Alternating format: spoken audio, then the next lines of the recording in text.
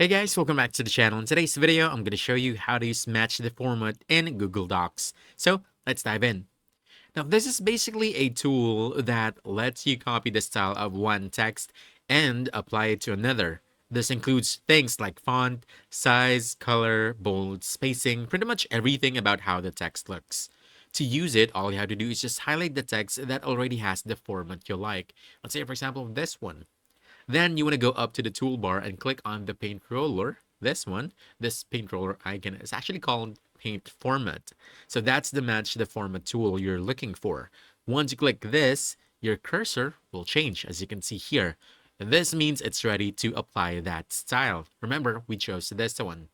Now, all I have to do here is just highlight the text you want to change. For example, this one.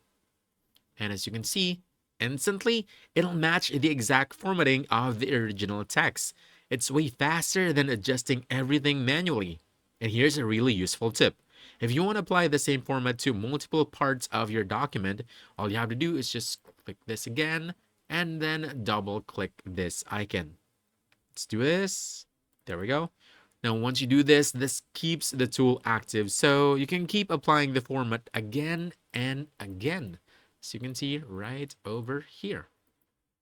You can also use keyboard shortcuts to make it even faster. On Windows, just press Ctrl Alt plus C to copy the format, then Ctrl Alt V for Victor to apply it.